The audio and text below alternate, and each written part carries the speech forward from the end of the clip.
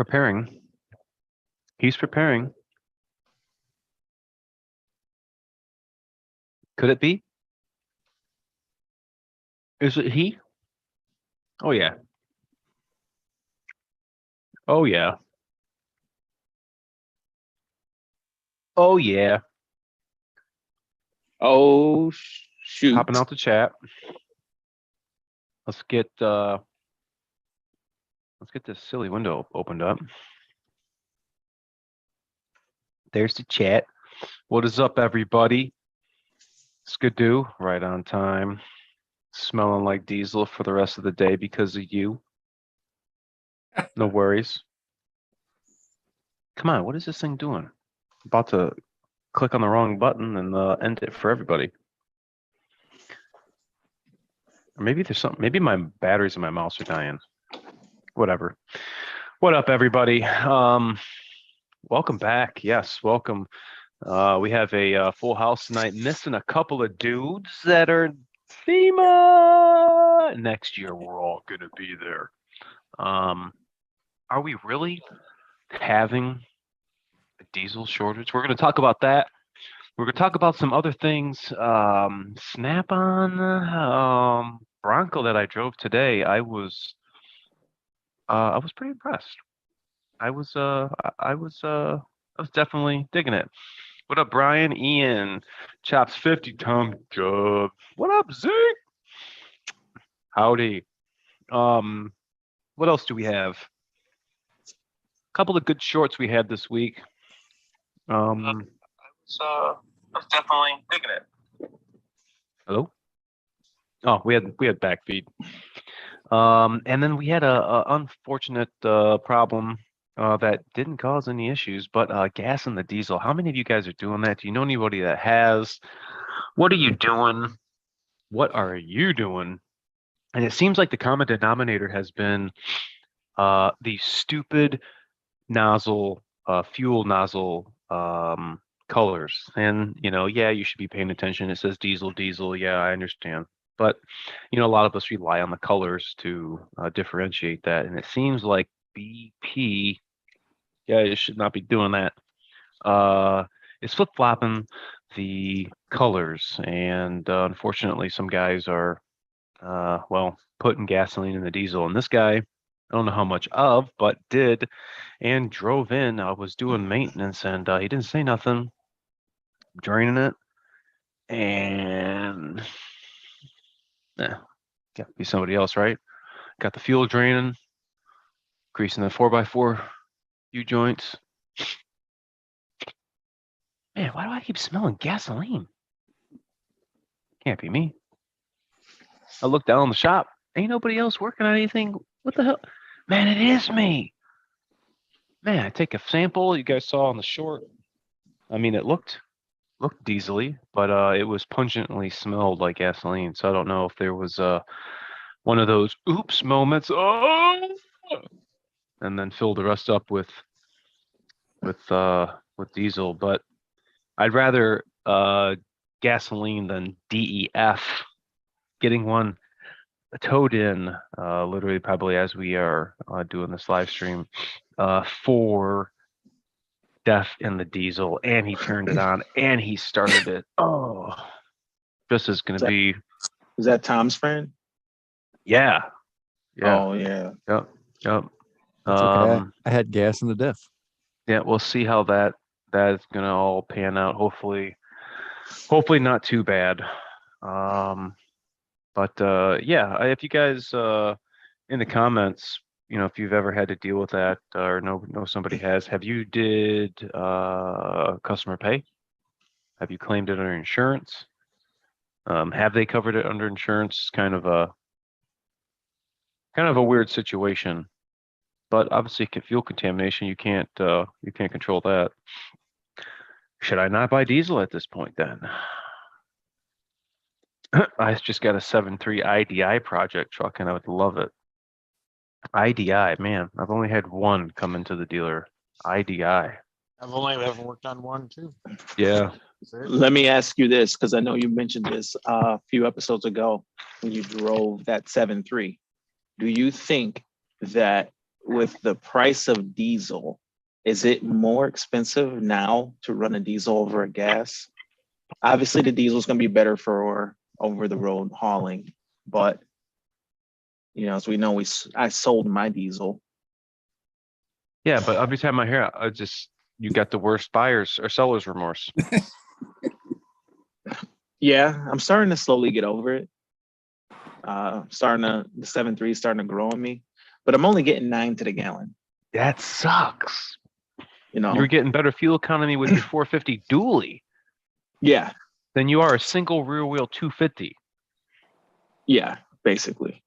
That's crappy, dude. Now with the premium of fuel, it does seem like the diesel is either neck and neck or just a little bit better once you adjust for the added cost. Mm. Now it's not going to offset the cost of the diesel option, but it definitely it's definitely cheaper per mile. But will that last? I mean, what if we run out of diesel? Heating oil. Gonna be a lot of parked trucks. That's gonna be for sure. I mean, it's only gonna people that's gonna be running around are people with strategic fuel reserves. And I'm not talking a couple of gallons. I'm talking hundreds of gallons. I'll be Yeah, going those are- around to everyone's down truck dumping their trans in oil. Did you guys happen to see the video? Was it on Facebook or I don't know where it was. Maybe was Cody sent? I think Cody sent me a link to it. Mhm. And it was a dude straight up putting ATF fluid in his 6.7. And I didn't see the aftermath. I would have loved to have seen what that was going to do running on trans fluid. That'd be pretty sweet if you had like a project truck that you didn't really give a shit about. Well, I'm a rig welder. I need my diesel. That's going to be a problem. 479 Sam's Club, 519 here. I've seen it 534. Wifey made the mistake for about the last 2 gallons of the top of the full tank on her Eco Diesel Ram. Thank God she realized it and didn't fire it up, tilted the bed, and pumped the tank with a bypass. Whew. Got lucky. Whew. Hope we don't run out of diesel. Just got my 6.0 Power Stroke fixed and love running it. A lot of people like the 6.0. I like that. It's my second favorite. My second favorite. Grew up on the 6.0, knew it like the back of my hand. The high pressure oil leaks, by golly, man, those were a learning curve in the beginning. But yeah, got to know them really well. And my second favorite. But yeah, I can always appreciate a good run in 6.0. My coworker had a pretty sweet one that I was fortunate enough. Oh yeah. I just got a text from Mr. Ford boss. Let's see here. You got it, pal. We coming. I didn't know if you guys were gonna be able to, but we got you coming in, right? Meow. Ford Boss and Rain Man are in SEMA, so I don't know what they'll be able to show us, but we'll see here. 942 in Iowa. What? Jesus. For real? What? Is that a typo? Daddy Diesel 539 Northwest Ohio. Evening, fellas. Well, at least if you had a 60-gallon tank, at least you can have 1,000 miles of range. And you never know. I mean, maybe that's your little bit of a storage or a little bit of a buffer, just having a big tank on the truck. Big old tanky. Connecting audio. Welcome. Establishing connection. What up? Look at these two guys. What's up? Word like, son. How is it over there? Oh, he's got the coat on. It looks chilly. Listen, Yeah, it's listen, cold. Linda. Listen, Linda. Are we live? We're live. Okay. No potty talk. You got mail, So how's the show? dude. Fire. What's the favorite thing? You've never seen anything like this before in your life, man. Some of these some of these Super Duties probably have upwards of 75 to $150,000 plus tied up into these things, man. They are absolutely unreal, man. The airlift systems, the custom fab stuff, the 44 plus inch tires, and it's just absolutely unreal. Wow. Aaron, you Yeah. coming next year? Oh yeah, we're gonna plan it. And if right now, just commit to it live. oh, I'm committing to it live. I already told my wife. Here we're going. It's official. I've invited her, so You've never seen anything like this before, right? Hey. This is unreal. We're gonna build my Duramax and bring that into the show. What do you think? We'll rock out the old stuff. I could dig it. I could dig it. Did you like that drift thing that was going on this morning? That was sick. Dude, those RTR 5-liter, that RTR 5-liter group and those Mustangs were just absolutely ripping, man.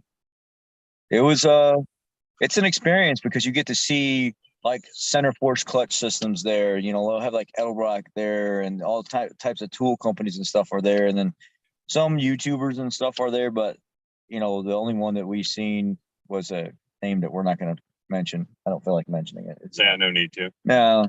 Word. Yeah. Word. It's cool, man, because you get to network with people, you get to see what's going on in the field and stuff like that. You get to see the latest and greatest. You kind of, you know, create contacts, meet big names and stuff that are out there, like, you know, heads of Valvoline and other tool manufacturing companies and people that you would have never met in your entire life. Like, we just met an old guy today. His name is Nigel. He's one of the main, I guess, or the most well-respected fabricator tool creators for like Snap-on and Mac and Stanley and all these different tool companies that come up with these ideas, and they're trying to figure out how to actually put this idea on paper and make it work. And they hire people like him to come in and actually make it happen. Wow. So yeah, it's quite interesting. You get to see a lot of products that you know, a lot of German products and stuff that they're bringing to the U.S. and things like that you would have never seen. Have you guys seen how much diesel is out there? I wasn't paying attention. I never looked. No? I mean, what do you think? What was 560? 560, yeah. 560. Wow, we got 870 a gallon in Australia. Somebody just chimed in. The Europeans have it worse. I heard they're around like $10 to $11 a gallon if you do the conversions. Wow. Somebody just chimed in here with the magnifying ocular emoji. Place bets right now on how long until DS falls asleep or teleports out of here. Is he awake right now? He is.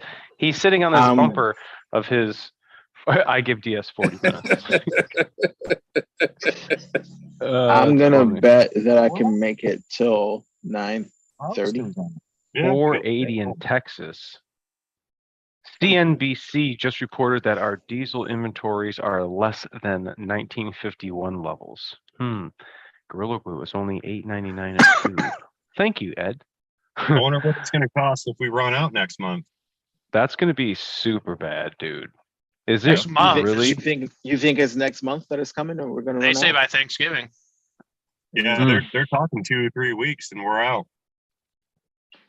Yeah, I don't know. I don't know about running out though. Well, you know, I got 90 gallons in my truck. I'm going to make some money if it happens. I'm going to sell that stuff for what, $20, $30 a gallon. Yeah, because it's got to hit that $10 mark a gallon and that $15 mark a gallon before it runs out. I mean, it'll get real expensive, right? I wonder what it's like in Cali. Hey, when we got here this morning, we were walking down this like line of cars next to one of the main parking lots, and there's a Fox Body Mustang that's called the Foxzilla. And this is, yeah, it's the Foxzilla, and it's all set up for drifting and racing and everything else. And it's got a 7.3 in it with the exhaust past just the passenger door, right out the quarter panel. And this thing is just absolutely insane. I'll put a video out of it soon. Like, the service out here sucks, man. It really sucks. Oh yeah, it does. What are you guys driving in? Like a Maxima, a 22 Nissan Maxima. Pretty sporty. Oh, okay. Got the V6 in it. It's not like It's not top of the line, but it's also not bottom of the line. It's really nice. It's got a sixer, no problem. Yeah. It's got some scoot if you need it. It's got some scoot woot. I guess while you guys are here, that's really cool. Here's a question or a scenario that we all have to face. The issue when we buy tools. We have a choice to go to Harbor Freight. We have a choice to go to Sears, or when you could buy at Sears, Lowe's. We can buy stuff now. CP's Garage has donated to the channel 3/8 Icon ratchet. Use it all the time. Good tool. One of the other things that we do, maybe you guys don't know, is we have tool trucks that come into the shops. We have Matco, we have Mac, we have Snap-on. Another real popular one in this area is Cornwell. Cornwell has got some great tools. They are all warranted for life. Nice toolboxes. The wobbles that I get questions about, where do you get the wobbles that you use? They're all Cornwell, 3/8 and quarter drive. So this is a scenario. They come every week and they don't all call them the same day. You know, you have a guy on Monday, guy Wednesday, Thursday, and a guy Friday. When you go onto the truck or that tool guy comes up to you, you don't buy something every week. You haven't bought maybe a couple things off this guy. And do you feel a pressure to buy things when you're on the truck? Do you feel, kind of like you're under the microscope, like, hey man, you're on my truck, I need you to buy something. I know Snap-on will come through with their tote and promote bag, and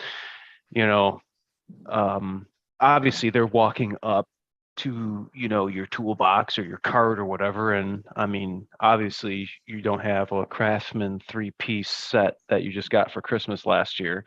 I mean, most likely you probably got everything you need.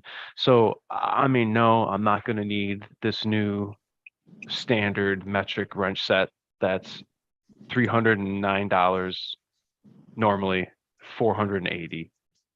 Like, I don't need another thing. Like, no, man, I'm good, thanks. Like, what do you do? Like, when you get into a situation like that, do you feel pressured, because you're in the moment and you have to buy something because you're on the truck? Yeah, buy stuff off the feel that truck? pressure. Yeah, the Snap-on guy especially. I mean, they're fantastic salesmen, and I bought something from the Snap-on guy, $1,000 worth of whatever. Then next week they want to sell me a $400 radio or gear puller or something. They're relentless because it's their job is sales, and they don't care what they sold you last week, last month. They're trying to sell you what they're selling today, which isn't wrong. But I think in that situation, you're in their world, you're in their office. That's their truck. True. That's their business. And so they're doing what they're supposed to do. And, they don't care if you don't buy anything. It's you're not taking it personally, but you got to have that self-discipline to realize that, I'm only paying you $30-$40 a week, but every time you buy something new, you just ran that time out 20 more weeks, 30 more weeks, 40 more weeks, something like that. So you can get yourself into serious debt without even thinking about it, because you never feel the pain of actually handing over, a bunch of $100 bills, because they just sell you that stuff on truck credit. So I think it takes a lot of self-discipline, and you got to have your own finances and your spending habits in order. You can get yourself in trouble on the trucks. Mm-hmm. Especially the younger guys, because it's like a kid in a candy store. You go in there and it's all shiny and LED lights and ooh and ah and all the colors, the bright colors, and you want everything that they got. And you can walk away with it right then and there, no problem. I'll pay you next week. Can I have one of everything? I don't feel pressured please? because I just tell them. I tell them, hey, I don't need nothing. Go on. Yeah. Well, think of how it was, 20 years ago. When I was How'd you feel? When I was younger, I was more gullible, and I thought I needed all that stuff because people pushed me to get that stuff. The shop owner did. The guy in the Snap-on truck, come here, Sonny.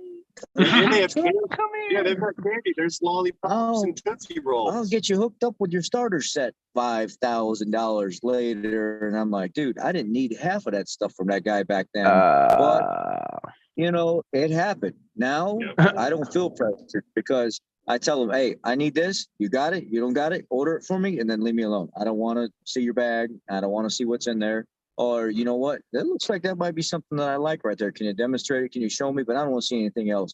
I just tell them straight up. I don't let them pressure me anymore because I used to feel that way. But You know at what the I same mean? Like, time, it's kind of like, yeah. do I want to spend $79 on this little quarter drive ratchet that I don't need? It's like, Right, no, man, I'll pass right. here. I don't want to throw your flyer out because you probably need them. So here's your flyer back. Like, I don't know. I understand they're That's trying to make exactly. money. I did that on a 1/4-inch drive stubby ratchet that I used to go on the passenger side of the F-150s with the 5 liters, and the cylinder head temps go biased on them on like the 2015-16 models, and it'll Mhm. cause erratic reading on the dash. Either it'll peg out or it'll drop out, and then your fan will start racing. It'll start dumping all kinds of fuel, and 99.9% of the time it's that cylinder head temperature. Because if you look over at the trans temp, it's normal. It's not overheating. Nothing's overheating. It's just that sensor went biased, and I would use a 1/4-inch stubby to put the socket on to fit on that cylinder head, and I just reach in there and kind of just pull it out. Done. I lost that socket or that ratchet. There goes like $80 of my money, $70 of my money, and I'm fishing around online, and somebody was like, "Hey, you know, Titan has like a 90 tooth now, and I know it's not Snap-on or whatever, but they have a 90 tooth ratchet." I found the thing for like $16.99 or $17.99 for this 90 tooth Titan anodized or whatever it's supposed to call anodized coating or something. The colored stuff, like it's the colored stuff. It was kind of cool. I bought it. I've been using it for 3 or 4 months now. Absolutely love it. Phenomenal. Hell yeah. Does exactly the same thing for what I need it for, because I'm not using that thing to really. I'm not putting 100 pounds of torque on something, 100 foot-pound. I just need it for small jobs, and it works great. I just saved myself, $50-$60 on getting that little ratchet. I didn't need the Snap-on.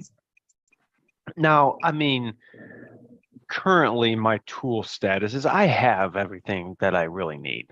I mean, Right. what I'm really looking, I need to get I'd like to have my own tool to do the front axle seals in the front diff. Oh, that set tool? Yep. I wouldn't mind having that. I mean, I have all the sockets really that I'm going to need. I don't really need any wrenches. I did buy from Cornwall. I felt a need to buy them, and I had eyeballed them. It's like, do I really need them? Could I use them? Long, like 18-inch combination. I'm sorry, a boxed-in flex head with a button, so you can reverse it if you're stuck on a bolt, so you don't have to take it off and flip it to go backwards. And they have a ridge on them. So in case you have to like go over a piece of metal or that bolt's not flush or something, it's got, yeah, it's really nice. I bought them. I use them all the time. It was well worth buying Something like wrenches. something like that is worth spending the money on, because you Absolutely. literally use them every single day. What'd you pay for them? Absolutely. And you know what I just currently bought probably a few months ago was the damn exhaust hanger pliers. Why I haven't bought one of those I bought long those ago, a long time ago. man, come on. I kicked myself in the ass when I started using that. What did you give for those ratcheting flex head wrenches with the step on them or the offset on them? What were those? I bought a set of mountains for $89 off the USA Tool truck. It was 8 to 19. I think it was like $240 maybe. Yeah, see, I like the ones that you have better than the ones that I have, because the ones that I have, I paid like $425 for, and I got them off the Mack truck. They're the expert line. I don't have that little tab that you shift back and forth. You got to flip the tool off and turn it over and do it that way. But that set alone is worth it to me, just for the simple fact that I use those every freaking day that I'm at work. I'm in that set all the time, and it saves me a lot of money and a lot of time. Now, I just ran into this today. I haven't done it in a while. I've lost a tool. I lost my pick. And I keep a log of everything, all my RO numbers that I've written on. So I'm going back, I'm looking like, okay, what did I do with this car? What was I doing? No, it wasn't that one. Oh, wait, was it this one? Went back to it, wasn't there.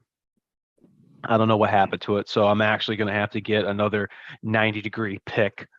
I have one. I mean, I had two. I have a backup one, but I'd like to replace that one I got. And that was a one that I liked from Matco. So it's I got oddballs. A lot of guys have all Snap-on tools. A lot of guys have just Mac or Matco tools. I got a wide variety. I got some Snap-on, some Craftsman, some of these and some of those. yeah. Let me Yeah. back up a little. I want to address something. You were talking about tool truck pressure regarding sales.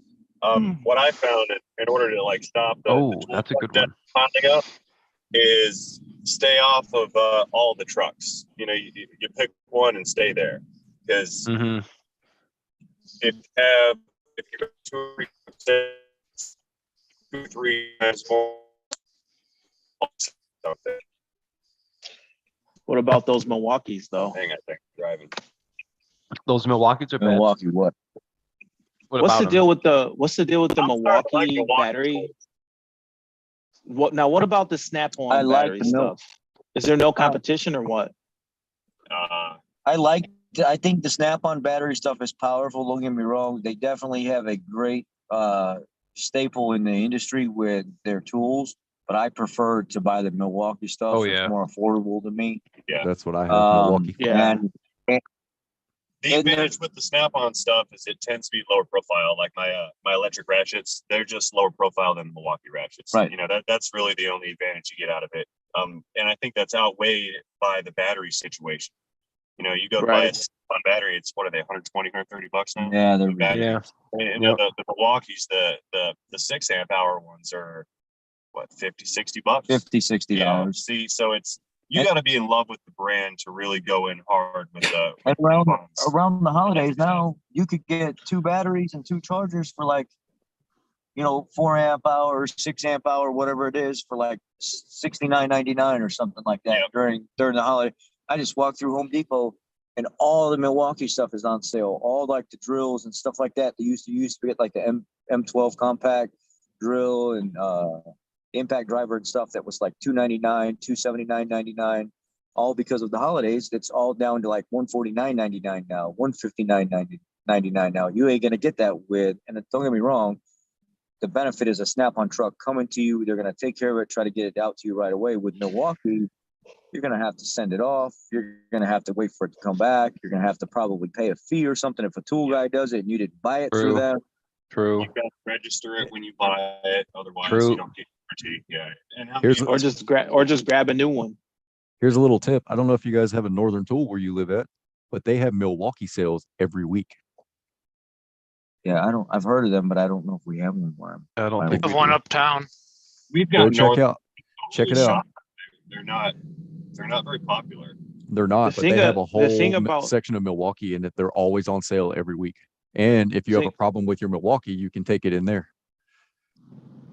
The thing Okay. about the Milwaukee is they got the battery game on lock, but their mechanic tools, they look nice. The price on those are insane. I Yeah, love them. I don't buy the mechanic tools. Yeah. I just buy their electric stuff. That's all I buy. I don't buy any of their mechanic tools. Their long neck quarter drive electric ratchet. Oh, yeah. Oh, Oh, yeah. killer every day. Killer Oh, every yeah. day. It's that's good stuff. I just bought you try to stick with certain things that works and then other things that don't. And the Mac guy just recently came in with a new set. It's a Nipix style. Like, Knipex. I don't give a fuck. It's Nipix. I'm not saying Knipex. It's their, the German pliers, and it has a locking slide on it, and it slides up and it slides down, and the jaw comes up and it curves up, and then on the top it goes and kind of curves downward, and the teeth on the bottom jaw angle one way, the teeth on the top jaw angle the other way. So when you bite into something, they're forcing themselves into each other, and it works like a channel lock setup, except it's their tool and it's even stronger. And when he saw it, I said, this got to be like $175, $200 tool, because these things are like 14 inches long or something like that. They're made for like getting suspension stuff broke loose that won't break loose or something like that. And I said, man, I've never seen something like this before, with like the bird beak setup and the different angle and this and that. And he said, surprisingly, they're $118. And I said, right now, Wow. give them to me right now, because I know I'm doing suspension work all the time, and I'm always having to get something to lock down, trying to bust that nut loose or free up the tie rod assembly, the inner tie rod assembly going into the outer tie rod, and they would come in super, super handy and probably save me a lot of time. So I just bought those. Now Cody's got a good tool too. This is, I don't know if you've ever used this for, boss, but when we take cabs off, we have to remove the parking brake, from that little turnbuckle.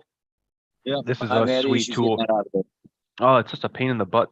And my coworker's actually got a little air hammer bit that goes right in that little window to get that dimple in that thing. But I got to get me one of those. I've had to take many of cabs off and haven't had the privilege of using such. I got these for $80. Well, I got them for free. My dad got them for $80. Impressive. I used the crap out of them.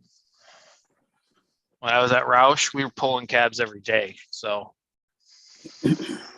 Well, I need to get tools. What do you recommend, Cody? Going Icon, going to Harbor Freight? I don't have any reason why you can't use Icon. I mean, I just bought a whole crap ton of them. What are you going to use them for? Just your own personal stuff? Yeah. Cool. Yeah, if you just need some personal tools for whatever you want to do, there's nothing wrong with icons at all. Honestly, what if I needed it for? What are you saying? What if I needed it for more than personal? They're good.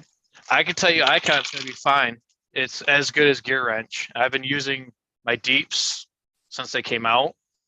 I haven't had one problem with them. Okay.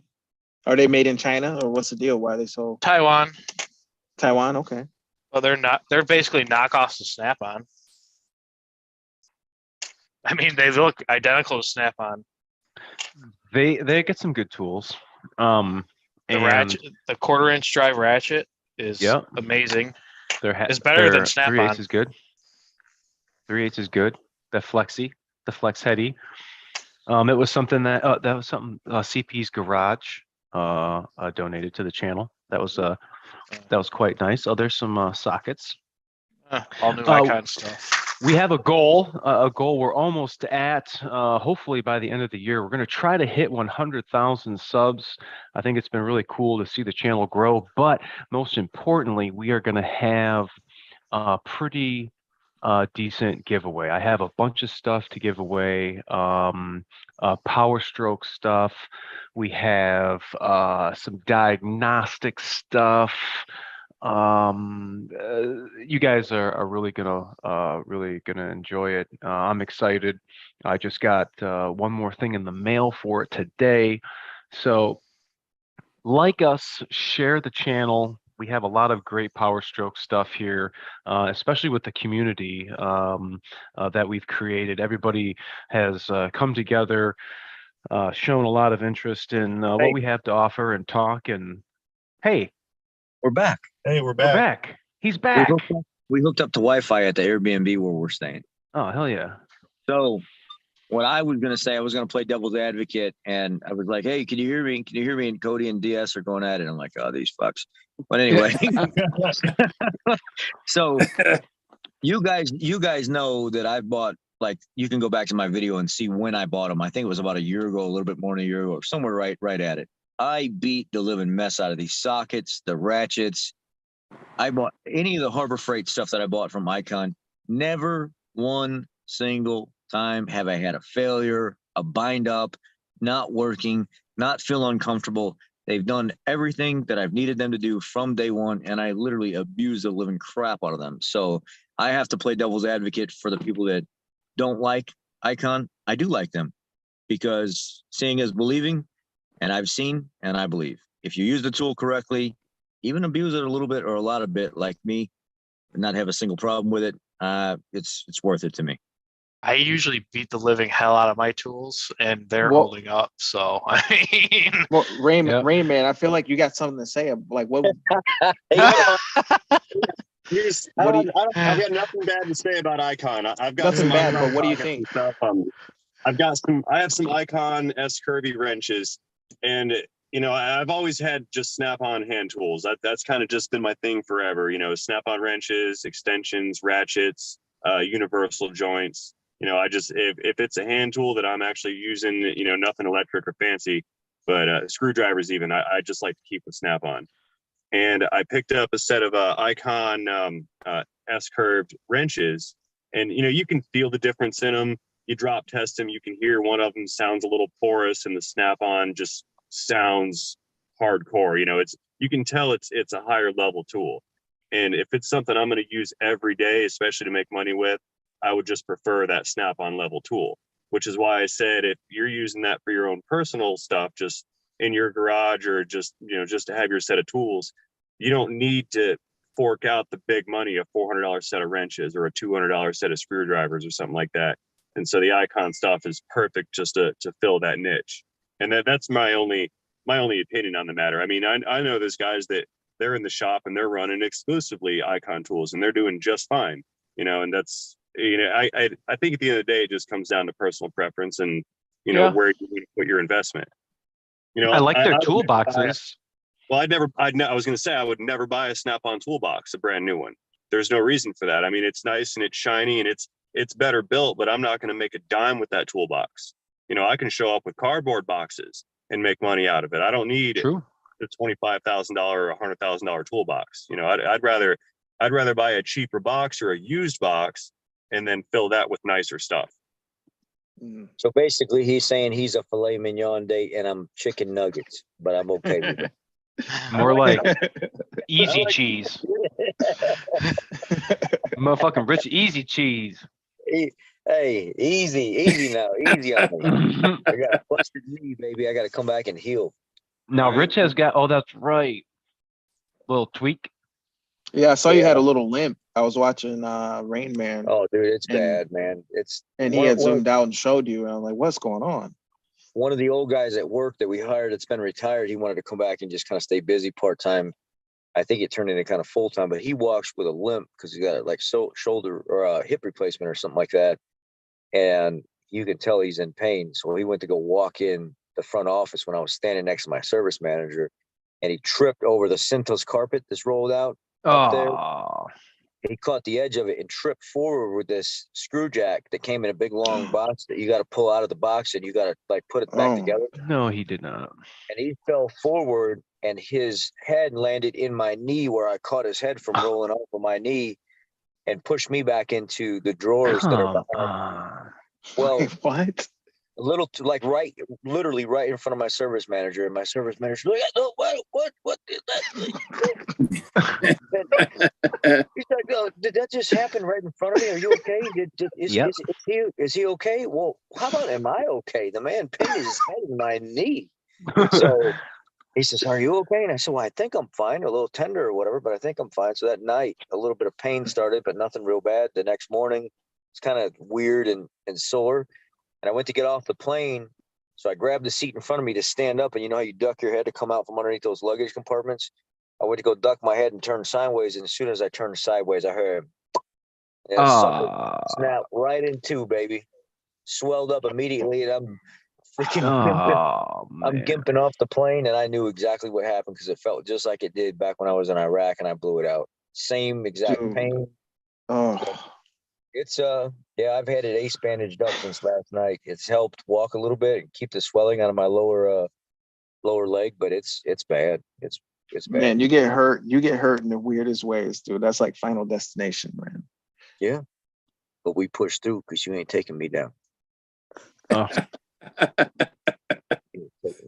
We talked to me and Ray talked tonight to that company that makes that bazooka, the tube with the torpedo jet that comes out of it that blows up the tires. You know, Oh, Oh. okay, yeah. For yeah, with semis. the cheetah.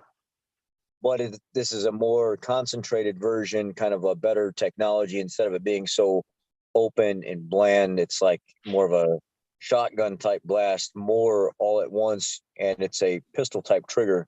Yeah, it's got a pistol What? grip. No on the bottom kidding. button. Yeah. So Yeah. no more like you manhandle your tank and then reach over to kick the valve open, and you're trying to hold the tire up with your knee, and your helper doesn't know what he's doing yet. He's trying to figure it out. You know, you're not going through all that. You just kind of set the tool up and just pull the trigger, and No it I have kidding. one of just those. straight in. I have one of Yeah. those at work. No, I'm buying one. I'm totally gonna buy one. That Like, thing's awesome, dude. So we talked to them about their creator program and stuff like that. And, you know, I just came right out and said it because they were live streaming. And I said, look, I'm a content creator, a dealership tech. So is he. And I think we'd both be interested in actually reviewing the product. So I'm unemployed. if you'd like to, I'm not a dealership. Yard tonight. he's still a content creator. I mean, people still watch his stuff like, you know, just like they did before. I mean, nothing's changed. Yeah. You're just not working at the same place. And they said, come by tomorrow and talk to our main rep, and we'll get you guys hooked up with a creator program and tell you kind of how it goes. Oh, and that's stuff cool. Like that.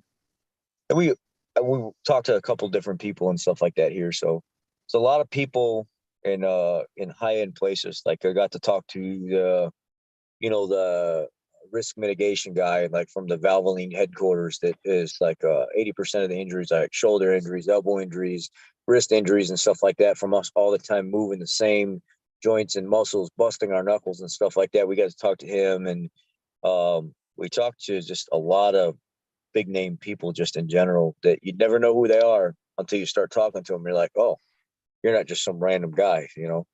A lot of subscribers, a couple of subscribers from out of the country that me and Ray met from like Canada and stuff like that watch us. Oh, and cool. Really, really, really cool that we got to meet them down here. PMF Suspension has a booth, and my boy Limitless AutoWorks is in his display. Limitless is here? Yeah. Where Yeah. PMF Suspension. is with Limitless? Mm-hmm. Well, he's at. If you can find out from them, message him what hall they're in. If you message at what hall they're in, we'll go by and say hi. Hell yeah. Mhm. Yeah, one of my guys that paints hot rods is there. What booth is he in? I don't know. I'll find out. I'll text him tomorrow. Okay. All right. This is this You right said here. what booth? Hey, yeah, what booth? What hall and what hall? This right here is the owner. Hey. This Hey, you is want to be on the internet? Come here. nah, Ricky. This is our live stream on Wednesday with Aaron. Hey, what's up, buddy? How are What's you? happening, man? Wonderful. Hey, How you doing? Great tool from what I've seen on Rich's overview. Got to get them on the channel, and I think the community would really be receptive to those. Just having another tool in their arsenal, you know, for oil filters, and having that, you know, torque multiplication just with one Hey. hand. It's No need to say any more. I mean, Good I tool. think I have a couple orders. Did you send me his? I think I sent you info? his information, but I want to get you guys in contact with each other anyway. Outside. Okay. Hell yeah. Just so you guys Yeah, can talk. definitely. So as soon as we get back, I know that there was 3 guys Rich had mentioned that I'm Yeah. gonna get you guys out, but SEMA came up like wildfire right away. Oh yes. Tried to get you guys the tool so that way, you know, we go live here at SEMA, you guys had it in your hands. But yeah, as soon as Things I get got back, crazy. yeah, they got a little bit out of hand. I'm not gonna lie. Yeah, but it's all right. You recover. Yeah, definitely. How you doing? Good, great. Just you know, steady at the shop, and you know, here Wednesday with the community. We have a bunch of folks watching right now, and we're talking about the fuel shortage that they're Predicting talking for next about, month and that they're going to be like almost no diesel fuel. mhm. See, and that might hamper if that's the case, you know, how am I shipping packages? Right, and you and everybody else is going to be tough. It's going to be real tough. Yeah, so No that's something that food. we're gonna have to mention. No food. Yeah, I mean, yeah, to hell with the tools. It's no gonna more be the. society. Yeah. That's going to be really Everything. bad. I hope it doesn't get that way. We all hope and pray it doesn't Yeah. get that way. Absolutely. So where are you located? We're in Detroit. Detroit. Hell yeah. There you go. Yep. Yeah, I'll definitely, I mean, let's not put anything set in stone, but as soon as Most stuff. as soon as I get back to New Mexico, I'll get you guys your guys' tools, so that way you guys can do your little review on it and get your opinion and see what you think. Have you guys enjoyed the SEMA show so far? From the pictures I've seen, yeah. Yeah. Most definitely. Yeah. Today, It's, I got to talk with the land speed world record holder. Dang. Yeah. Shoot, what's his name? Hold on, let me get my phone. I want to tell you his name. Yeah. Hold on. Don't go. Limitless said he's in the West Gene? Hall at PMS Yeah, suspension. Gene Winfield. Land speed record holder. Yeah, Gene Gene Winfield. Winfield. He's the world record land speed holder. So, he Dang. stopped by the booth. I don't know if you can, it's probably too bright. Oh, yeah, there you I go. can see it. Yeah. Oh, Yeah. cool. Yeah, so he loved the tool. It's great, from coming from a guy like this, older gentleman, and he was able to manipulate it. The young lady that he was with, maybe, I don't know, a granddaughter or whatnot, but she was like, no, this is how you do it. And she did it. And it's been a great time. Rich is killing it. I mean, Ray is just killing it. These guys are killing it. Maybe next year you guys all want to Oh, join. yeah. Most definitely. Yeah, we're going to be, we're definitely going to be You guys joining. are all more than welcome. I mean, That's what's up. for you to come, I mean, it would just be great. You guys can network and make more connections and all that other stuff. That's what it's all about, is connecting. And once you get into the, dip your foot into the automotive industry, it's, then, this guy and this guy and this guy and this guy. And, just everybody has something to offer everybody else. So it's kind of cool to, be amongst that community. And all the cars you love, all the trucks you love, all the tools you love. Today I got to laser weld. I took a little break and went in to check out some laser welding, because if things ramp up the way they're going to ramp up, I need a more efficient way of welding. And TIG welding, it's great, but it's, a decade old already. So I need that laser spot welders. And yeah, so I got to do that for a little while. So it's that cool. new technology. Yeah, exactly. That's awesome. Great people. It's we haven't had much time to. I haven't, but these guys are getting to experience a little bit of what SEMA's about, and maybe tomorrow I'll take a little walk around. But my bread and butter and my pride and joy is being handled by everybody, and I really appreciate everybody's efforts. That's putting awesome. putting it out there and bringing it to life. So That's what's up. I'm going to go inside real quick, guys. I'll let you get back to Rich, but hey, Absolutely. Thank you guys. Thank you Thank so you. much. Yep. I We'll look appreciate forward to talking to you and get out there and meeting you. it. Definitely. Thank you guys. Have a great Thanks, night. buddy. Yep. Have a good You one. too. Yeah, frickin' A, that's awesome. Another tool, when we bring and talk about, stuff here on the channel, whether it be tools or products, something that, Ford Boss believes in usually trickles into something I'm going to be interested in, as well as CP's Garage and Ford Beard Tech and so on. It's we want to pass that on to you. It's like we can be doing something so much more easier. Somebody's got a tool to remove oil filters in a slick ass way. Check out Ford Boss's channel. He's got them on there. We talked about it, I believe, in one of his shorts, even on TikTok. And you can check that gentleman's info out as well. Once we get them, we're going to show you. You guys are going to want to get the Motorcraft line. The Motorcraft line is called the standard line, but that same line fits like GM, it fits the Chrysler stuff.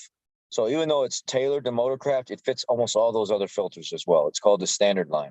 Didn't we ask a question last time? I think we were just pre-gaming or as the after show. Can you use these on the plastic capped cartridge filters? There's the plastic cap cartridge filter that has a nut drive on the top. It's a 24 millimeter and a 27 millimeter, like on the 270 EcoBoost F-150. It can be used on those. If you want a wrench made to fit on like the BMW ones that have the plastic cap all the way around. It doesn't have the nut drive. You need the whole cap to spin off. He'll actually make the one that you need for you. Oh, So wow. that's all. That's all. As long as you have the dimension, he'll hook it up, put it in the machine, plug it in real quick, make the same tool to the same dimensions that you need, and send it out to you right away. Wow, that's incredible. I Yeah. can't wait to try to get a stuck 7.3 filter off with it. I know, right? That's what's Well, awesome. That's what I'm. You got the round filter, right? With no flutes on it. It's just round. So Yeah. you're gonna want to get the heavy or the lighter heavy duty line. It's the more industrial type one. It's got a One that's got the teeth on it that cam out as you. Ray shot a video. You need to go watch the video. I already but watched it. it's the floating tube. And you cannot, everybody that I've had come by, some pretty big boys too, or whatever, I tell them once I put that thing on there, go ahead and spin it. And as soon as it starts to move, the tooth comes out and locks in even tighter. And they'll end up taking you for a ride and not the tool spinning the tool. So it'll really lock into that thing. And then there's a special, like the tool that hides away in the handle to unlock it if you get it too tight. Yeah. But you are not going to end up killing that thing. It's going to spin that filter off. And the way it's made is it's made where the handle can fit. If you need a cheater bar, you can actually put like a 1x2 square stock or rectangle stock right over it, and it will fit right over it. You can use a cheater bar on it too.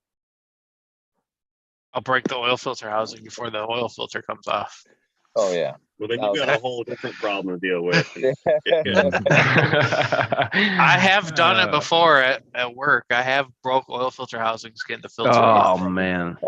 Hey, reeling with Ryan. Where in the heck have you been? Oh, he just recognized. Oh, what? Been in hiding. I've been recognizing, but I just wanted to say, brother, we miss you, man. Where are you at? Summer cut schedule, man. Man, you better get back on the Pimps show. go through the shit from time to time. You missed all the fun before the before show. Oh, with, yeah, Oh, yeah. yeah. Norm With DS. Norm from Idaho.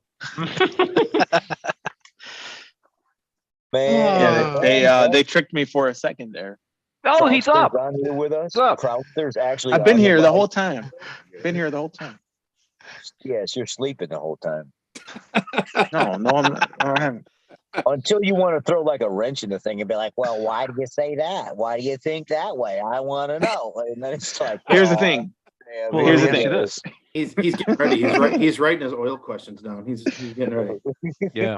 No, I think Ford Boss has me beat on the oil. I'm You know, a lot of big names, like even big, like people in the industry that manufacture this oil and stuff like that, right? What's up? Hey, just a quick question to interrupt what up? you. If I was to cut a little segment of me talking with that guy, could you like upload it? Yeah. How would I send it to you? I gotta figure that out somehow. You can.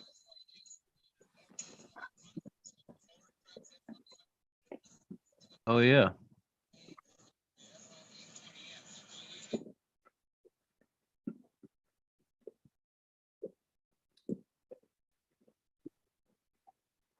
He was digging it though, huh? Hey, what else has he made? I mean, I know he's got the oil filter wrench. Ford Boss. So I want. he's got an old OBS 7.3. Cody does. Mm-hmm. He's one of the ones that we're gonna get the tool out to. Okay. He's got an OBS 7.3 and it's a round filter. And I told him he'd probably be better off with one of your crimping style, like industrial style ones with the locking tooth or the what I call the floating tooth, my lingo or whatever. That's fine. And he maybe it's better with this thing down. I think that one would be the best one for him, but you'd have to give the final, the dimensions and stuff like that. Yeah, just brand and part number. You guys have my phone number. You guys want to shoot me a text or whatnot, or Rich can share that with you privately. Yeah. Oh, I yeah. mean, it really Yep. doesn't matter. You give him what filter you're using, and he's just gonna make it work. FL 1995 FL 1995. Oh yeah, Yeah. that's an extra or large. B49. Oh, that's the Baldwin, right? Yeah. Yep. Uh-huh. Yeah. Red color filter. You like that Baldwin? Other than it's pretty close to the front diff when I put it on. It's an extra capacity, but Yeah, it's a little bit longer. Yeah. Oh, So yeah. that 1995, yeah, that's your standard extra large right there.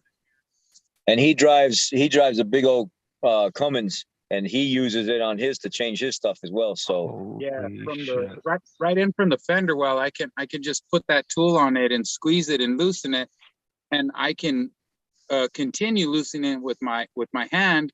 And then once it gets to that spot, I just go ahead and let it drop real slow until it rests on the front axle. right, that's what I do. Yeah, and I just rest it right there. And of course, I have my catch, my oil catch.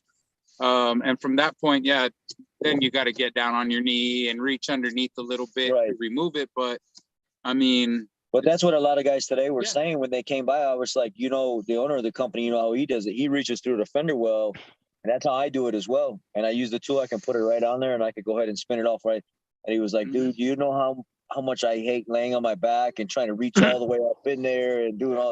And I was like, you ain't got to do that no more. on one of my TikTok videos, it's a short 15-second run, but I have a video of me loosening the filter on my 3500 Cummins. If you guys, and it's JM3 OFW on TikTok. It's probably like 4 or 5 videos down from the pinned videos that you can see that. It's a quick, 15-20 second clip. Yeah. Yeah, I Hey, know. Rich. Hey, I Rich, know- I'm sorry, in that Motorcraft standard kit, does it have the 2051 in there? Will it fit?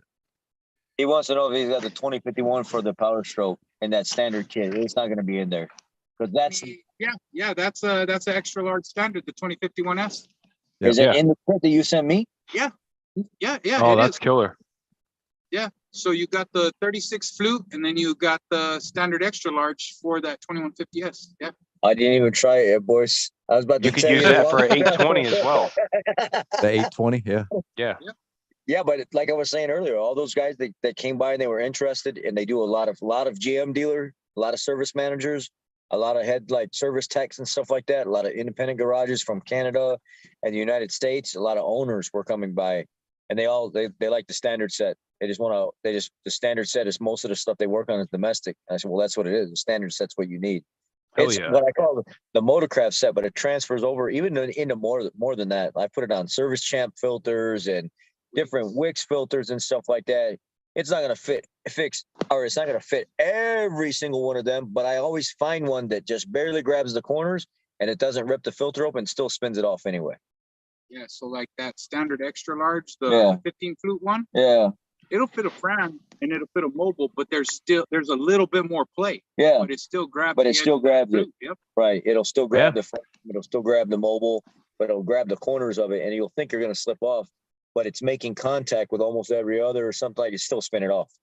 It doesn't come off of it. Yeah, I think that'd be a hot seller for 20. What the hell is she doing for 2051s? Yeah. Until tomorrow night, they're on sale. Friday night. Friday night. And I'm battling with it, but if anything, last year we did really well. I let it run through Christmas, because people are going to be buying Christmas gifts. And Oh, whatnot, yeah. so why not just extend that SEMA sale to Christmas? That's cool. Free shipping, so That's cool. throwing a little bone out there, but I did run a special before SEMA. But yeah, shoot, man, the gas prices, the diesel prices are going up. And then now with this new thing about the shortage, what is shipping going to do? People are we're going to get killed on shipping. Yeah. So I'm going to bite the bullet and offer free shipping until then. You know what I mean? I'd rather get it out there, get the word out, and let people get this in their hands and try it out. And of course, you guys are going to be able to spread the word a little bit more. Oh, most definitely. Most definitely. Yeah. I think it's a good tool, man. Everybody, can benefit from that because we're all got to change our oil. And a lot of these guys aren't doing it at home. They're out hot shotting. They're out traveling. And the more efficiently you can be, and having this, you're on the side of the road or at the truck stop or rest stop, whatever. The faster, the more efficient you can do your maintenance. Crowdster needs a set too for what he does. I Oh, like to try yeah. it. Yeah. Krauser, what do you do with it? I got all kinds of generators I service. Yeah. There you go. Oh. Yeah, that's the industrial sector right there. You know, some of these with the floating tooth, as Rich is calling it, it works great on those smooth filters. Yeah. Really Yeah. does. So We have a buddy couple of mine, he smaller works- fuel filters that are real pain to get to. I'd like Yeah, to try it out. Exactly. So and also I think the end of September, this gentleman approached me, lives in the Northeast. They use filters for heating their homes, right? They have those kerosene filters. And so it went from automotive to now to home use. Yep, So, absolutely. and those filters, the Garber and the Matco, I think it's called, or the Mitco, those are home filters for those kerosene heating heaters. Yeah. I wonder if it'll work on something like this. This is a small filter. Let me see it. That comes on a lawnmower. Yeah, Briggs and Stratton. I think it's a Kawasaki. Same thing though.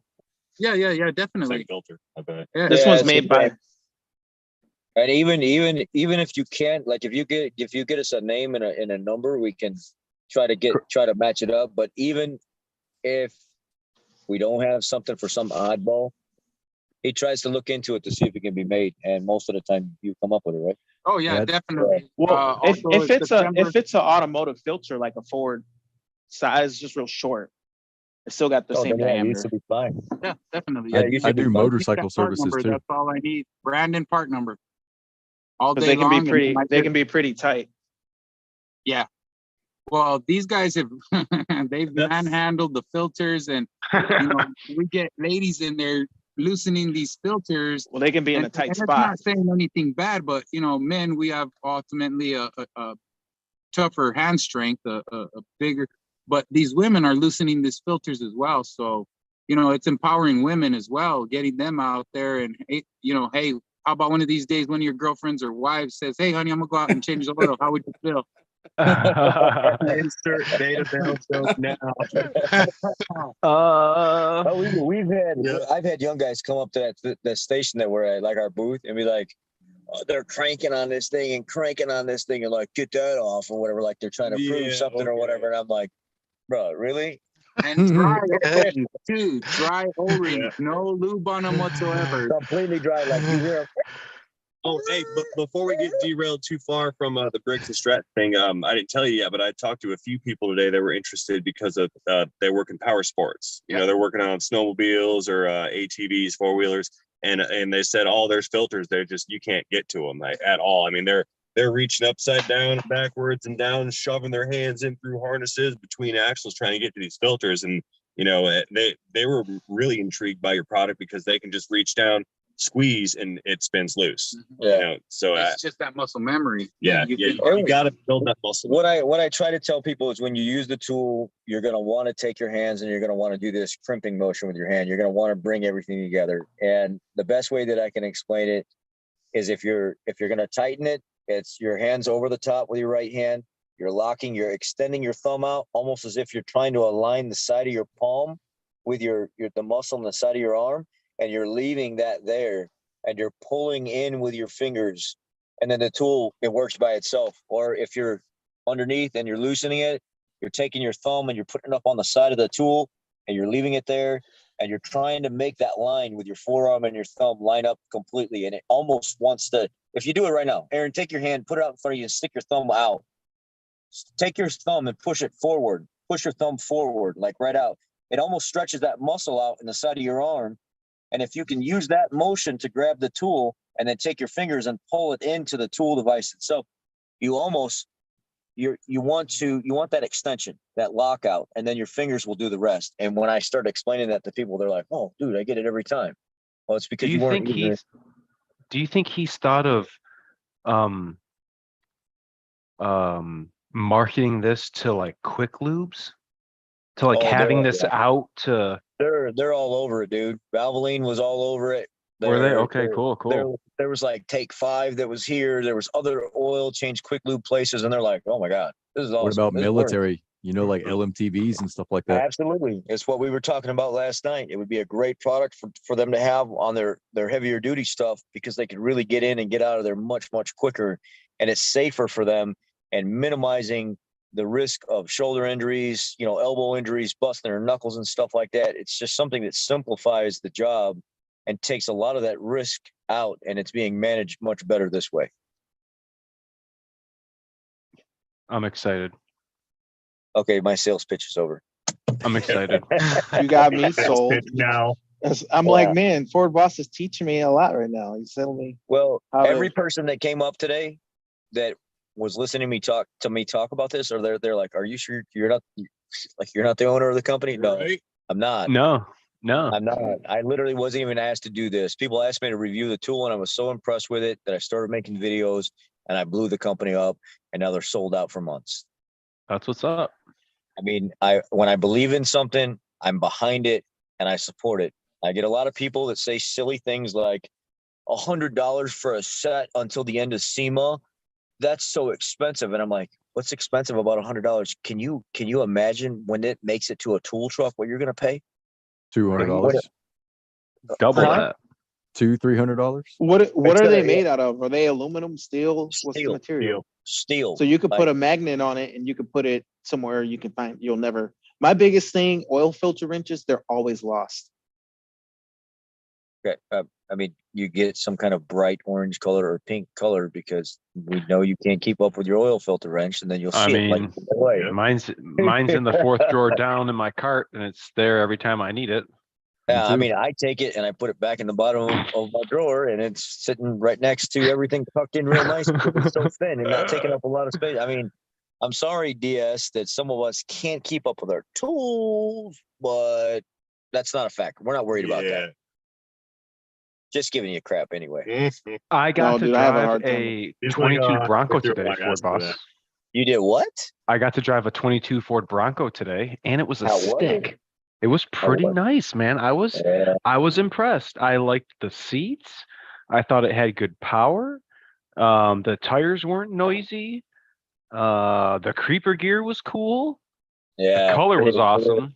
You should see all You the said it was a Broncos. stick? Yeah. Yeah. 2.3 EcoBoost. I didn't know they were It was- making them. Stick. Yeah, 7 Oh, speed. that's cool. It was really cool. It's the 2.3 EcoBoost comes with a 7 speed. That's the only option they have for that in the stick. But it's you should see all the Broncos, the custom Broncos and stuff that they have here are just absolutely insane, man. It's like Yeah. the two most popular vehicles that I've seen the entire time that I was Really? here were Super Duties and Broncos. There were a few Mavericks. There were some GMCs and Rams and stuff in there, but really, Mavericks? yeah, there was a couple Mhm. Mavericks. There was like a race Maverick, and then there was a couple What? that was in like the Toyo tire area and stuff that was all Yeah. done up. Wow. There was a couple of them where they're already playing with these things. Kind of, one of them had like slicks on it. Slicks. Wow. Slicks, I tell you, slicks. I even like the color. It was like that pearlescent orange. Oh yeah, nice. Very, Well, very, very. electro something electronic orange. It was Yeah. cool. Yeah. I miss my 1978 Bronco. Dude, there was a section that we went through where I've got the video on my phone, but it's an OBS section. We actually mentioned Cody as soon as we seen it. We're like, Cody. Cody. It's Cody's section. And these trucks had thousands and thousands and thousands of dollars. I'm talking complete suspension ripoffs and all upgraded this and that. The craziest, Wow. coolest paint and just completely restored trucks that were worth probably $70,000 trucks, Yeah. easy, if not more. Just- More. I think we're low ball. just- I think we're looking at a couple $100,000. Just the Super Duty guys. We saw that social. I forget the guy's name, but he's the social media guy. He's a light skinned guy. He's younger. He's like in his early 20s, and I've seen him on social media before. And he's got like an earlier model 6.7, but this thing was like sky high, dude. I could almost walk on it if I put my head. What down. color was it? It was like that one all the way at the end. It was a black. It was black or something, or like a dark. Was it a dually? Yeah, no, it wasn't a dually. Was it like the black and orange one? Was it that one? Yeah, I think I got a picture of that. But there was a GM like a Duramax, and he called it in the grill. It was called Kratos, and it was big. Don't get me wrong, it was a Kratos Duramax. And then the one next to it was like the little brother or sister to that one. You could tell they were probably husband wife team. And then you get down to the end. You get down to the end where the last 3 Super Duties were, and they were so much larger. Talking about this one? Yeah, look at That this. one? Look, Yeah, check this out. look at this thing.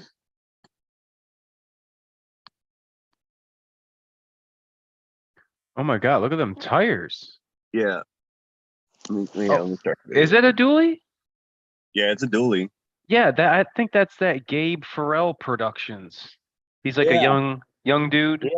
Yeah, that's him. That's Got him. kind of like the guy from Kid and Play. Got kind of like the little fucking hairdo. Just say Puff. kid and play, man. That's old school right there. I think this. I don't know if that was like I seen him next to the truck. He's in the video Yeah. that I have. Thing is a monster. Why have I seen that thing on social media before? It looks like all I have to do is just put my head down. I can walk right up underneath this thing. It was massive. You see, Oh man. you see the couple GM trucks that were there. They were pretty large with a lot of money and stuff. And then I'm like, man, there's got to be some Super Duty guy here that just blows those guys away. The last 3 trucks were all way larger than those, like the GMs. And I was like, oh, there it is right there. They done it. Boom, boom, boom. And his was the biggest on the end. And I was like, what the heck, man, that truck is massive. Yeah. I've never been around those big SEMA trucks. I know Limitless has done a couple of them himself, frame off, a lot of work, but I mean, dude, freaking sweet once they're done. A lot of money though. Golly. We talked to a guy tonight. It's pretty exciting. I'm not going to put out all the information now, but he's a Mopar guy. Oh, that one. Yeah. He's a Mopar guy. Remember you know the old school body Challengers that were so sexy and sleek and stuff like that? Well, he's got permission from Dodge to remake their body in their specs without any legal ramification or anything like that. So this guy is now creating the exact replicas, but beefed up, like better framing around the sides and stuff like that. But it's in fiberglass. Carbon fiber. Or yeah, Carbon fiber. Carbon fiber, 100% carbon fiber. You can order the complete replica for like 199,000, 100% carbon fiber replica body, ordered to spec, the same as it was, except better. Tell them what it weighs. The body weighs less than 150 pounds itself, all made of pure carbon fiber. God, What year? The framing and stuff comes out of the engine bay and then tucks off to the side and runs down the entire inside of the body line. So it's not like all out in the way. Like there's tons of room the way they've redesigned this thing to actually be structurally more sound to modify. What year? Like the old school Challengers, the Like old school 67, 68, something Really? like that.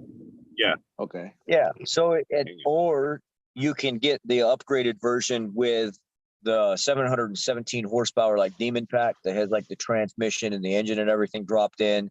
You can get that package sent to you, already put together, ready to roll in your door for you to start custom fabbing the inside and stuff like that the way you want. And it's like 230, 240. 200, yeah, just under 250 just for the rolling chassis that'll move. And then and they said if you wanted one that was fully built, ready to go, turn the key with air conditioning, we're looking at like 450,000. Yeah. Sure. That's like flush plate glass, trimmed out dash, all updated interior stuff in the original spec Challenger body. But I mean, Holy 150 pound, I got it. 150 pound body and frame, or just body, dude. That's pretty light. That's just the body. Here, right there. You got it. Good. So what do you make the frame out of? Yeah. Stop talking for a second. Yeah, let's look at this.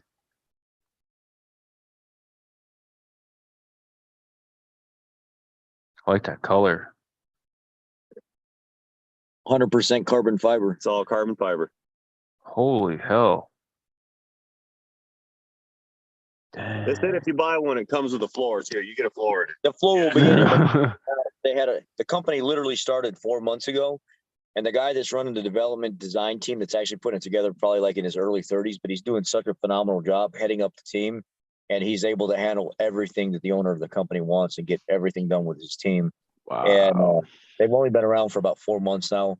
So the guy was like, you know, if you guys want to come by tomorrow, it's interesting. Yes, it's expensive, but if you're buying a vehicle like that, you're expecting it to be expensive. There's no questions that should be asked at that point. You're literally paying for the lightest version of anything that you Hand built, one of a kind. hand built, Yeah. built, one of a kind. That's the price that you pay for cars like that. Now, this is not for me or Ray or somebody else. I love the car. If I had that kind of money, I would probably buy something like that just to say that I had it, that I own it. Yeah. But the uniqueness is behind the fact that Dodge knows he's doing it. Dodge knows he's using their original specs for that car and building it to that spec, but making it a little bit better framing wise. And they're okay with it. No legal issues, no nothing like that. It comes with a VIN, everything registered to you. And people that are buying this type of car are expecting to pay that type of money. That's it. But it's just kind of cool sharing with you guys some of the opportunities that we've had to meet and talk to people and network with people and stuff here, because that transfers over into other areas. What if we need something custom made? What if we need an answer to something that they have the answer for? What if we want something for a Super Duty that these guys are building this? We'll be like, you know what? Maybe I can make that special placking, or maybe I can make that special center console. We have the ability and the machines to do that. Let's work with these guys or something, So Hell yeah. it transfers over into other areas. So that's why networking that Aaron's always talking about it is so important, because you get to meet and build Love it. relationships with people. I love it. I like it a lot. Mm-hmm. Bronco, I liked it. Wait till you drive. Wait till you drive the Raptor Bronco. Oh, Talk about fast. Oh, God. one thing I want to ask the community is, for the guys that have the Sync 3, this isn't going to be Sync 4, Sync 3, have you experienced the little red circle with the line through the GPS and your GPS not functioning? That's APM. I was just gonna say that. I've done so many of those. For that particular concern. Yeah. It's the APM. Wow. Interesting, because I was looking at the wiring diagram today, and where the antennas come into the vehicle, they go to the APIM. It looks like the APIM is going to be the processing middleman between the antennas, the infotainment, the screen rather. So that's kind of what I was stumbling on. But I don't think I did wasn't the APIM. Do what now? really. The last one I did was not the APIM. It was the antenna set that goes on top of the roof. It was busted open and water was inside. That's right. You had one of those. Remember that? Yeah. Mm. The But What last kind 3 of- or 4 that I did was the actual APM though. Most of the time, Anthony's right. It is the APIM. That's what it is. They go bad. They're junk. They can't be fixed. You got to replace them or send them out and get them fixed. But just replace Good them. luck getting them. Yeah, Yeah. we have bad leads on them. Very, very, very, very bad. But the last one, I just wanted to throw that out there. Not trying Forgot to say about your cracked antenna. Yep. The last one, I had no GPS, and I also had no nav, not GPS. What was the 2 things? There was 2 things that was out. It was no He's Sirius. complaining. Oh, It was no Sirius and no GPS, and it was those 2 modules on the top of the truck were busted open and water was inside them. Yeah, the ones Yes. I did, it was just it was like a little red Ghostbuster signal. yeah. And it said Yeah. GPS. Yeah, it Yeah. was the APIM on those. But Yeah, that's the gas and diesel, the GPS.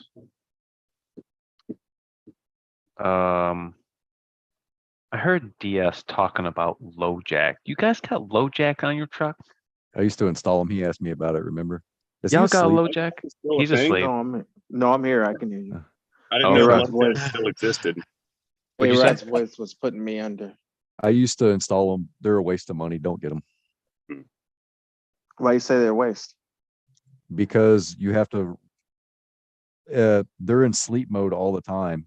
And then once you realize your car is stolen, you have to contact LoJack, and then they have to wake it up. So, wow. by then your car could be in another state before you even realize it. And they could have found it. Yeah. The one I And- run here. The matter of fact, I'll grab the one that. Dang, I'm on the couch. Hold up. He on the couch underneath his covers. That's why. Oh man, I'll show you what I'm running. In the garage. Sounds like he's half asleep. I was, dude. I was nodding out when Ford Boss said, "Yes, be quiet." I was like, "Oh no, I'm going under." I stopped talking for a second. It started to slip away. I can't show you the top because it's got all the numbers and stuff on it, but I run this. I can't see it. Oh, is that a And find it's it got now? No, it's got a 3-month battery. It's a links up. Oh. It's through links up. So you wire it in with a ground, a hot, and a constant. So it's always So monitoring. A LoJack just has 2 wires on it, and you touch them together to activate it. And then you have to make sure it sends a signal to the little tester thing. And then those 2 wires are touched together and held with a self-tapping screw. And you run the antenna up. And that's basically in sleep mode all the time. And then somebody steals your car or your truck, you call LoJack, give them the VIN number and the little booklet that you get with the LoJack, and they wake it up. Well, it sounds like it's super easy to hide that thing It is. because it's small. Mine's really big. It's about 2 inches wide and about 4 or 5 inches long. Okay. And mine's huge. But it'll show you your vehicle speeds, battery life, or whatever voltage is on your battery. Yeah, LoJack doesn't do any of that.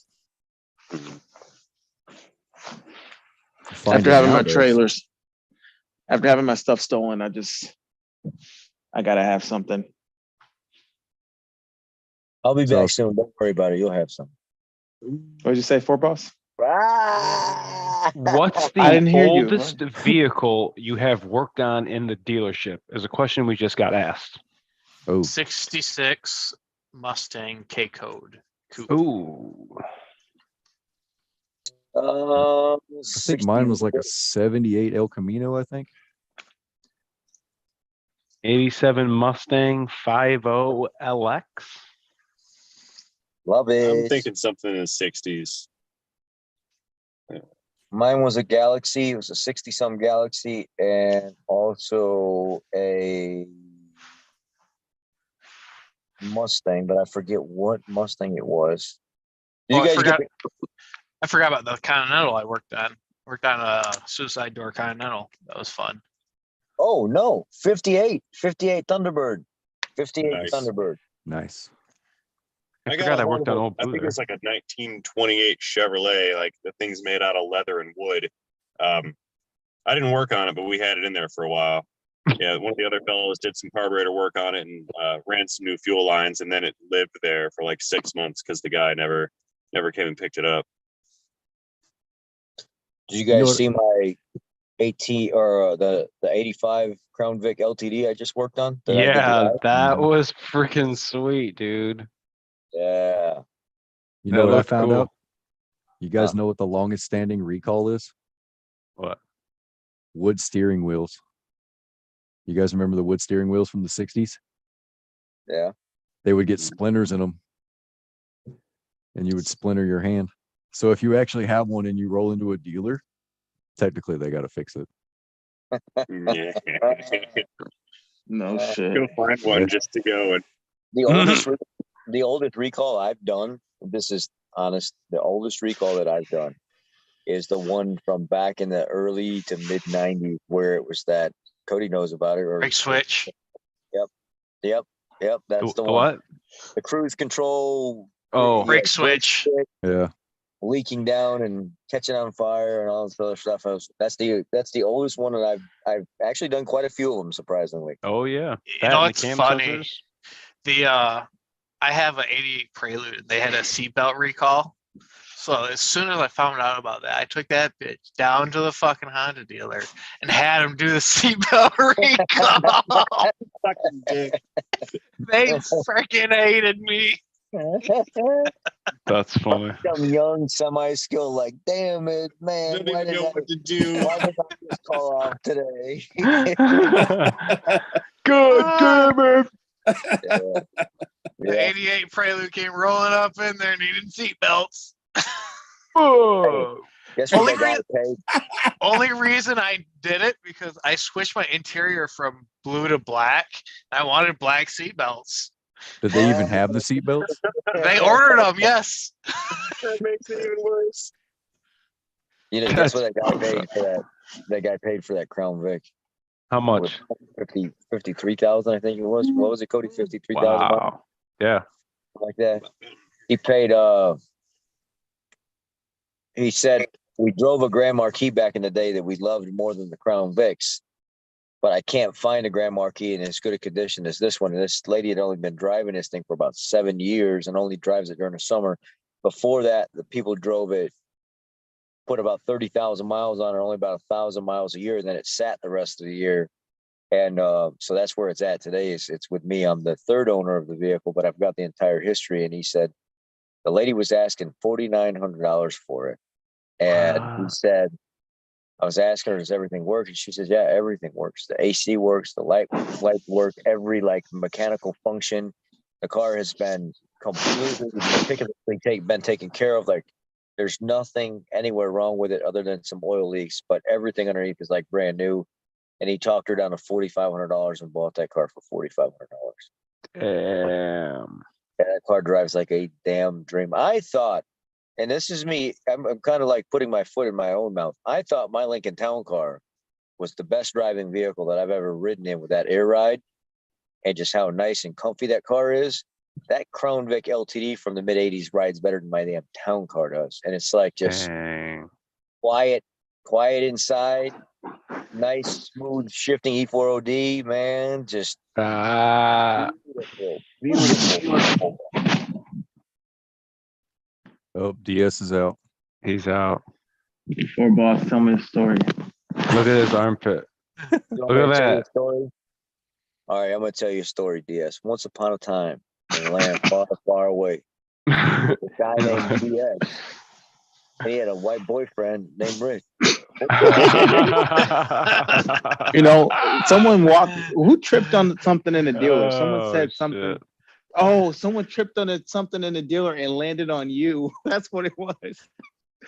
Dude, that was funny when you told me that, dude. I remember I used to want to work. I used to want to work in the dealer so bad, man. What the And fuck are you talking about? no, Hey, someone tripped in the Oh. dealer and hit their head on Ford Boss's knee.